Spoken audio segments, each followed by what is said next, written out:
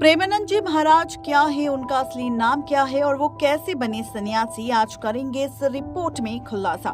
राजधानी के परम भक्त और वृंदावन वाले प्रेमानंद जी महाराज को भले कौन नहीं जानता, वो आज के समय में प्रसिद्ध संत हैं।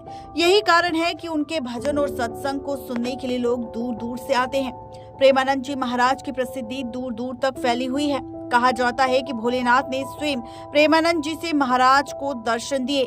इसके बाद वो घर का त्याग कर वृंदावन आ गए।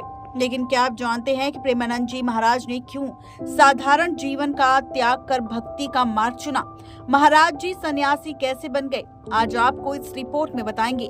प्रेमानंद जी महाराज का जन्म उत्तर प्रदेश के कानपुर के ब्राह्मण परिवार में हुआ। प्रेमानंद जी बचपन से उनका नाम अनिरुद्ध कुमार पांडे था।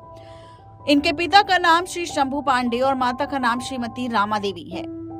सबसे पहले प्रेमानंद जी की दादी जी का संन्यास ग्रहण किया। साथ ही इनके पिताजी भगवान की भक्ति करते थे और उनके बड़े भाई प्रतिदिन भागवत का पाठ किया करते थे।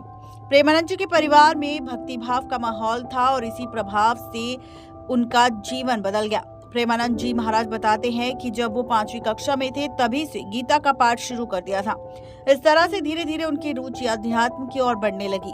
साथ ही उन्हें अध्यात्म ज्ञान की जानकारी भी होने लगी। जब वो 13 साल के हुए तो उन्होंने ब्रह्मचारी बनने का फैसला किया और इसके बाद वो घर त्याग कर सन्यासी बन गए।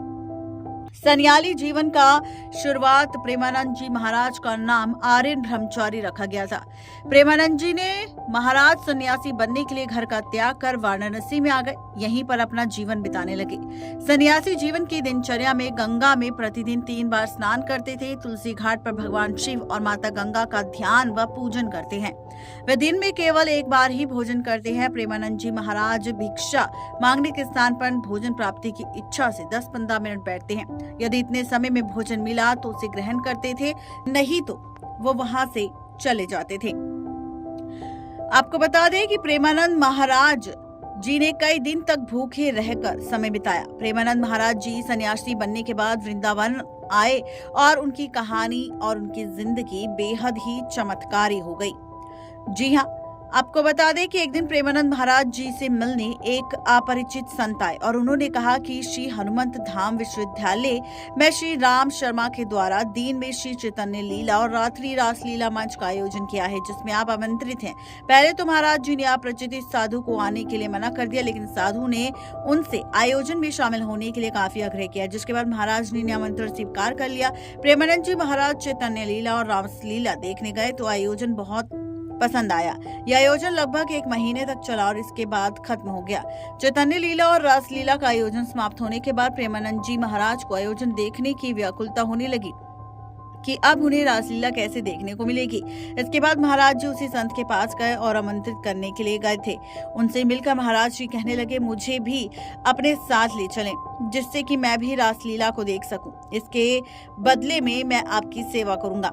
संत ने कहा, आप वृंदावन आ जाएं, वहां आपको प्रतिदिन रासलीला देखने को मिलेगी। संत की ये बात सुनते ही महाराज को वृंदावन आने की ललक लगी और वो तभी वृंदावन की ओर निकल दिए।